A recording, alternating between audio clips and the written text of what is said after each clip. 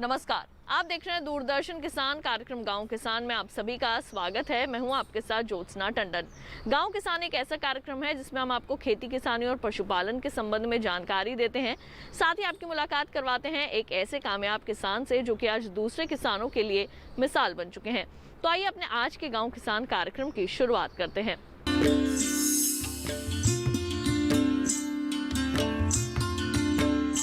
आइए कार्यक्रम की शुरुआत करते हैं हमारे पहले सेगमेंट खेती किसानी से। किसान भाइयों बहनों, अगर आप चाहते हैं कि गंगा जल आपके घर तक पहुंचे और वो भी मिट्टी के पात्र में, तो हमारा आज का कार्यक्रम का ये जो भाग है वो आपके लिए काफ़ी कारगर साबित हो सकता है। जी हाँ, क्योंकि आज हम आपको बताने वाले हैं एक ऐसी संस्था के बारे में जो कि घर घर पहुंचा रहा है गंगा जल, और किस तरह, आइए जानते हैं।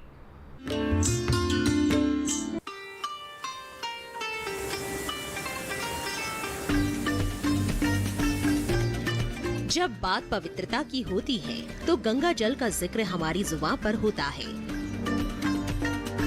सनातन धर्म में गंगा जल के आचमन से लेकर अस्थि विसर्जन तक इसकी महती भूमिका है। गंगा जल में खुद को अपने आप साफ करने का अद्भुत गुण पाया जाता है। इसीलिए सदियों से गंगा जल हर घर के पूजा स्थान में अपनी जगह रखता है। लेकिन बढ़ते प्रदूषण के कारण अब गंगा जल की शुद्धता भी अछूती नहीं रही है। कारखानों से निकलने वाला दूषित जल अवांछनीय तरीके से गंगा में मिल रहा है। ऐसी स्थिति में कुछ हिस्सों में गंगा का जल आचमन करने योग्य भी नहीं है, लेकिन सनातन धर्म में गंगा की उपयोगिता वही है जो सदियों से रही है। गंगा 5 राज्यों के 97 शहरों और 4,465 गांवों से गुजरती है। गंगा खेती योग्य 57% जमीन को उपजाऊ बनाती है। भारत के कुल जल संसाधन का 28% हिस्सा गंगा ही प्रदान करती है। अच्छी बात यह है कि गंगा के मैदानी हिस्से सबसे ज्यादा उपजाऊ है। ऐसे में गंगा को बचाने के लिए सरकार नमामि गंगे योजना चला रही है। इसके साथ कई संस्थाएं भी हैं जो इसमें अपनी भूमिका भी निभा रही है। ऐसे में उत्तराखंड प्रादेशिक कोऑपरेटिव यूनियन उत्तराखंड सहकारिता विभाग ने एक सराहनीय पहल की है, जो गंगा के जल को मिट्टी के पात्र में घर घर तक पहुंचाने की सुविधा दे रही है। और क्या खास है उनकी इस पहल में, आइए जानते हैं। हमारी जो पीसीयू देहरादून है जो हमारा, उसका मेन जो उसका मुख्य उद्देश्य है कि ऐसे नवाचारों को इस बाजार में लेके आना जहां पे जो महिलाएं कृषि से जुड़ी हुई नहीं है, जिन महिलाओं के पास कृषि की करने लायक खेती भी ना हो, तो ऐसे प्रोजेक्ट्स हम लेके आते हैं कि उन महिलाओं का महिला जो सहायता समूह होते हैं उनका निर्माण करके उन महिला सहायता समूह के जरिए ऐसे प्रोडक्टों का उत्पादन करना और ऐसे प्रोडक्ट्स लेके आना जो कि न केवल प्रदेश में बल्कि पूरे हिंदुस्तान में और इवन पूरे जो हमारा अंतर्राष्ट्रीय जो मंच है वहां पे भी उनको पहुंचाया जा सके। उनमें से एक आप सामने हमारा देख रहे हैं जो गंगा जल है। हम सब जानते हैं कि गंगा जल अपने आप में विश्व धरोहर के रूप में है और हिंदुत्व के लिए सनातन धर्म में इसका एक इतना बड़ा स्थान है कि जन्म से मृत्यु तक अगर कोई एक ऐसा हम कहें कि एक भगवान का दिया हुआ आशीर्वाद है जो हर कोई सहजता से स्वीकार करता है, वो गंगा जल है। लेकिन हमने देखा है कि विगत वर्षों में गंगा जल में, क्योंकि हम प्लास्टिक की शीशियों में, प्लास्टिक के गैलनों में, प्लास्टिक के जो हमारे बर्तन होते हैं उनमें गंगा जल भर के हम घर घर तक पहुंचाते हैं।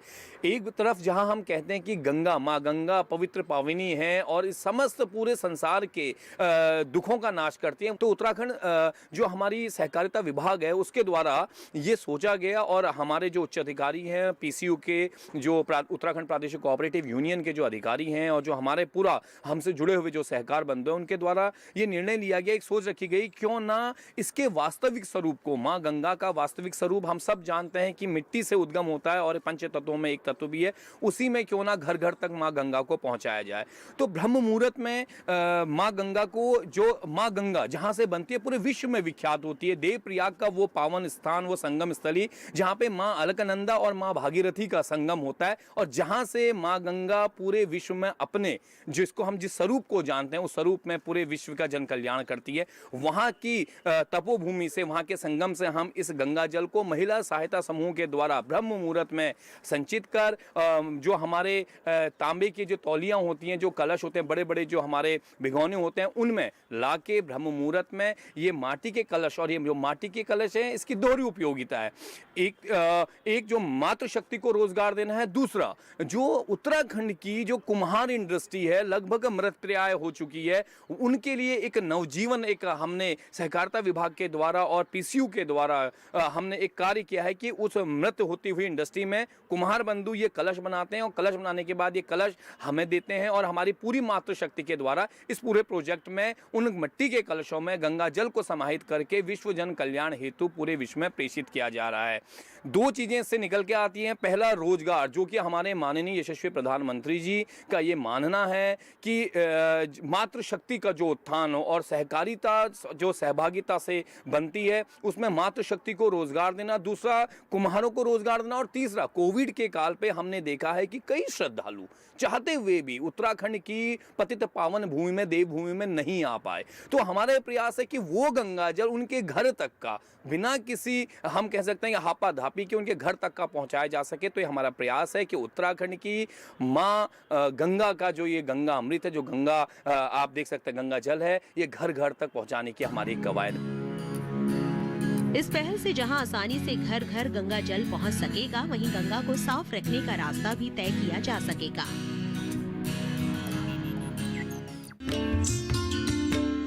कार्यक्रम गांव किसान में वक्त हो चला है एक छोटे से ब्रेक का। जल्द लौटेंगे वापस, कहीं मत जाइए, देखते रहिए दूरदर्शन किसान।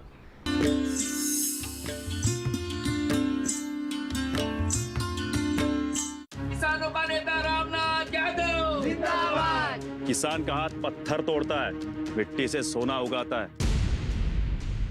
आज तो तेरी शादी है, कम से कम आज तो ये किसान सेवा बंद कर। कोई आगे बढ़ा ना, गोली मार दूंगा। है कोई जो यहाँ इस वक्त इस मंडप में मुझसे शादी करे, 7 फेरे ले और घर बसाए?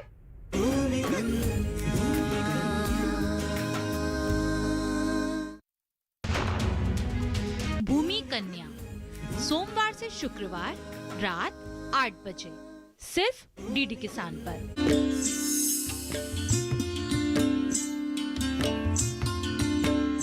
ब्रेक के बाद एक बार फिर आप सभी का स्वागत है कार्यक्रम गांव किसान में। आई कार्यक्रम में बढ़ते हैं आगे और अब देखते हैं सेगमेंट हमारा पशुधन। किसान भाइयों बहनों, राजस्थान जिसका नाम सुनते ही हमारी आंखों के आगे रेतीले पहाड़ और ऊंटों के चित्र बन जाते हैं। वहां के छोटे और सीमांत किसान आज भी ऊंट का पालन कर रहे हैं, क्योंकि ऊंट का पालन करना बेहद ही आसान है।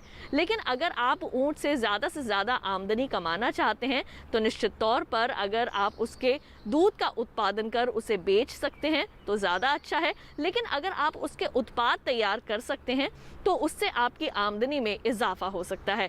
अपने आज के कार्यक्रम के इस भाग में हम आपको जानकारी देने वाले हैं ऊँटनी के दूध और उससे बने उत्पादों के बारे में, और उम्मीद करेंगे ये जानकारी आपके लिए काफ़ी लाभकारी होगी।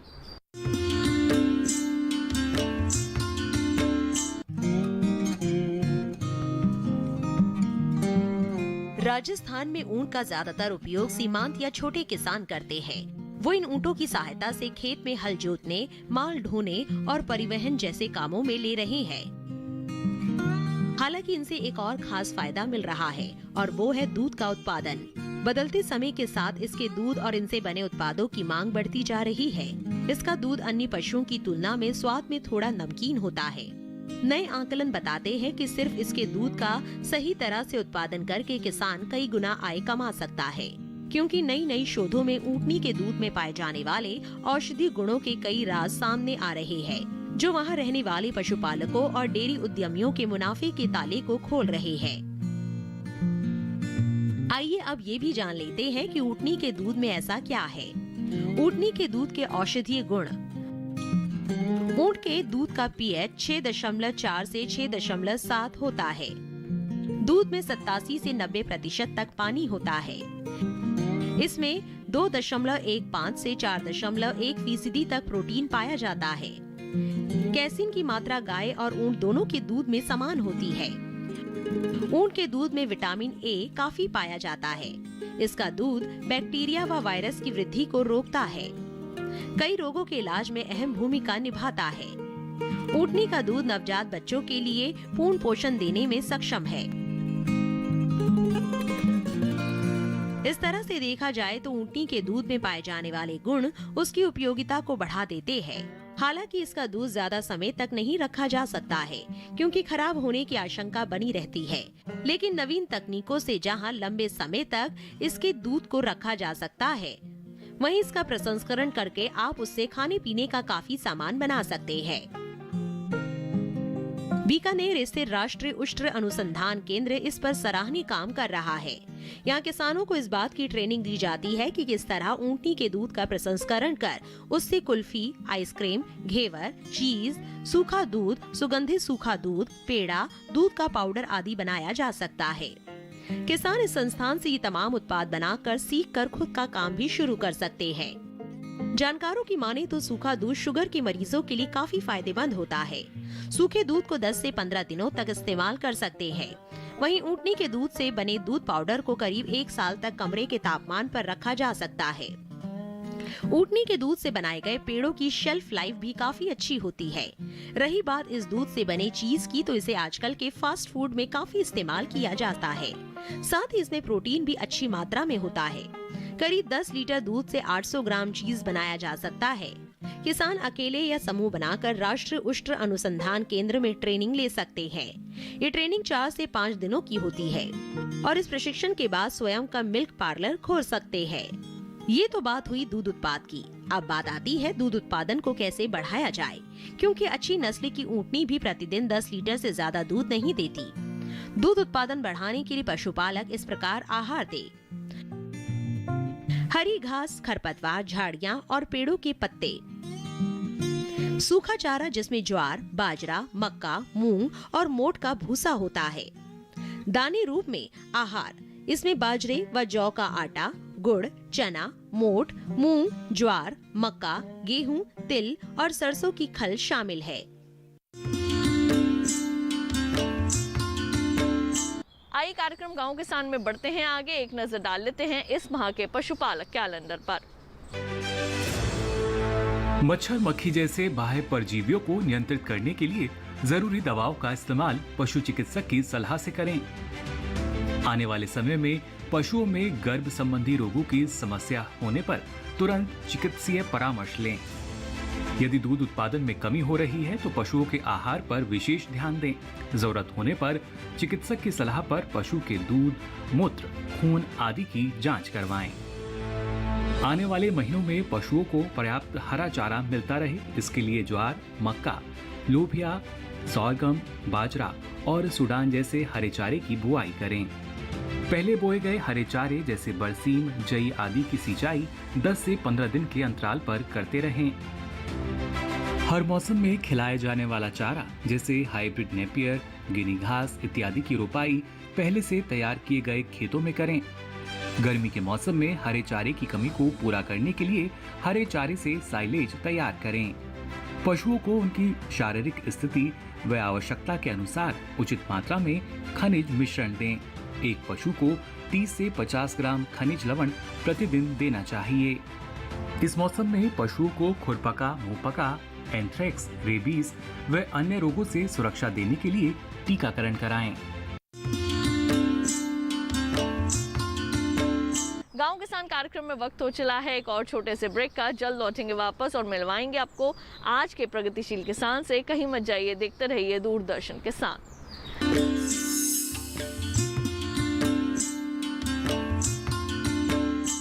मैं हूँ श्रुति पनवर और हमारे साथ है किसान मित्र फेमस लाल और साथ में डिजिटल दीदी, और हम लोग किसान बहन भाइयों के लिए लेकर आ रहे हैं छटाक भर खुशी में। इसमें बात होगी कृषि के बारे में और मुलाकात होगी ज्ञान, विज्ञान और कला के क्षेत्र में मशहूर हस्तियों से, और कराएंगे आपको भारत के खूबसूरत जगहों की सैर, और उठेगी यहाँ गीत संगीत की लहर, क्योंकि सबके लिए है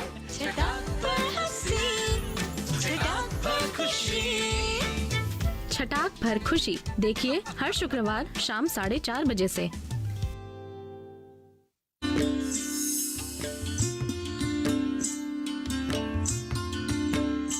ब्रेक के बाद एक बार फिर आप सभी का स्वागत है कार्यक्रम गांव किसान में। आइए कार्यक्रम में बढ़ते हैं आगे और अब देखते हैं सेगमेंट कामयाब किसान की दास्तां। किसान भाइयों बहनों, जैसे कि हम सभी जानते हैं हमारे देश में वेदों की काफ़ी अहमियत है और हमारे अथर्ववेद में भी ये कहा गया है कि धरती हमारी माता है और हम उसके बच्चे हैं। लेकिन धरती माँ की सेहत अब धीरे धीरे खराब होती जा रही है, क्योंकि रसायनों के अंधाधुंध प्रयोग के कारण मिट्टी की उर्वरा शक्ति में कमी आ चुकी है। अब एक बार फिर से वो दौर वापस आया है जब कई विकल्प उभर कर सामने आ रहे हैं, जिससे कि हम मिट्टी की सेहत में सुधार ला सकते हैं। आइए आज आपकी मुलाकात करवाते हैं एक ऐसे प्रगतिशील किसान से जो कि कर रहे हैं प्राकृतिक खेती। उससे न केवल अच्छा उत्पादन हासिल कर रहे हैं, बल्कि दूसरे किसानों के लिए भी प्रेरणा स्रोत बने हैं। हमारे देश में किसान अब कम बजट खेती की तरफ बढ़ रहे हैं, जिससे लागत में तो कमी आए लेकिन उत्पादन में भी इजाफा हो सके।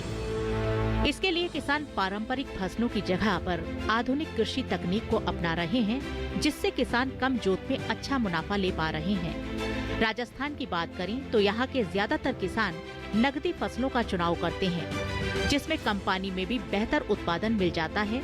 सीकर के किसान मनोज कुमार कुड़ी अपने खेतों में नकदी फसलें ले रहे हैं।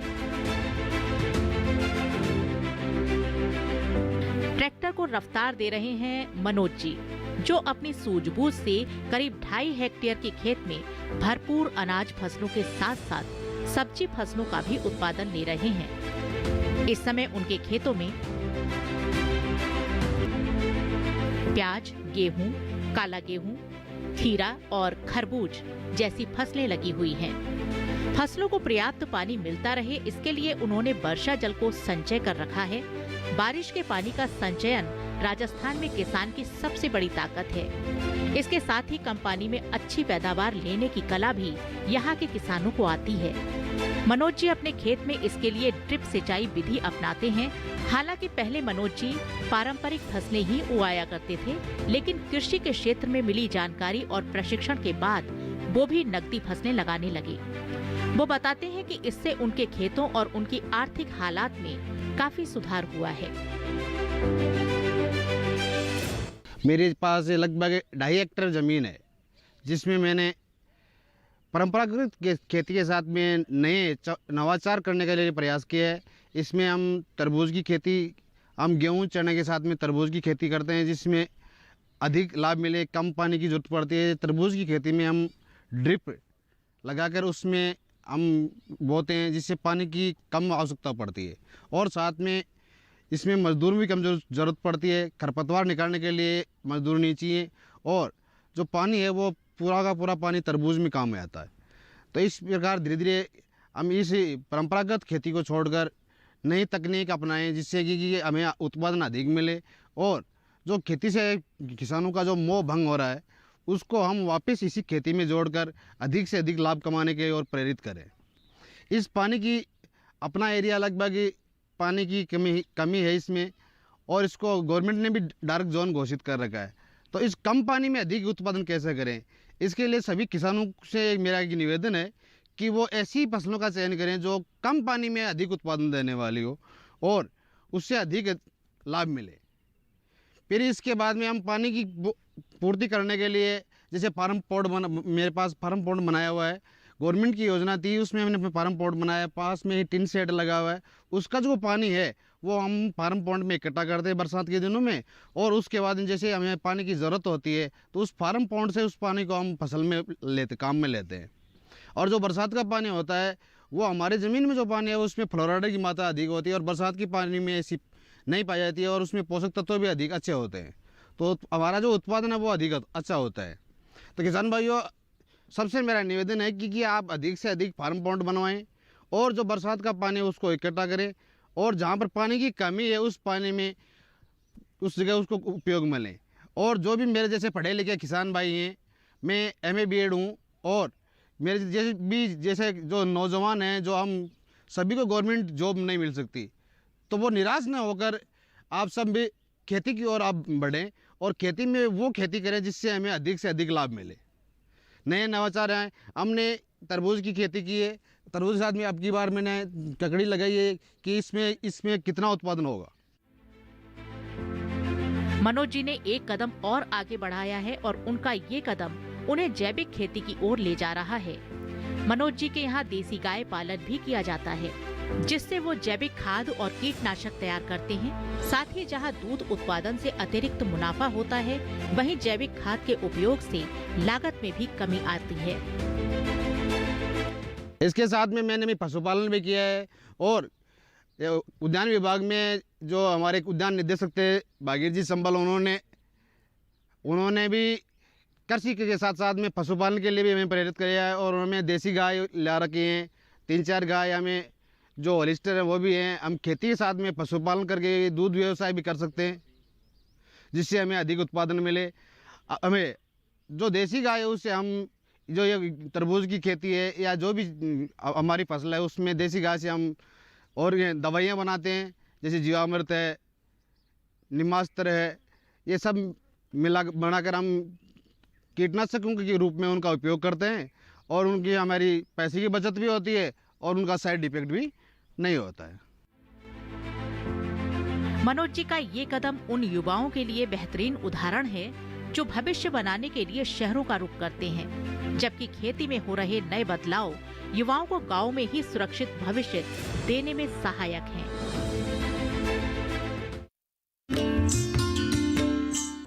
तो अभी आपने मुलाकात की हमारे आज के प्रगतिशील किसान से। इसके साथ ही हम उम्मीद करेंगे कि आज के कार्यक्रम में दी गई जानकारियां आप सभी के ज़रूर काम आएंगी। किसान भाइयों बहनों, अगर आप हमारे इस कार्यक्रम को दोबारा देखना चाहते हैं तो टीवी स्क्रीन पर दिखाए जा रहे QR कोड को स्कैन कीजिए या फिर दूरदर्शन किसान के YouTube चैनल पर भी जाकर आप आसानी से हमारे इस कार्यक्रम को देख सकते हैं और कृषि जगत से जुड़ी तमाम जानकारियाँ हासिल कर सकते हैं। तो आज के लिए केवल इतना ही, मुझे दीजिए इजाज़त। आप देखते रहिए दूरदर्शन किसान। नमस्कार।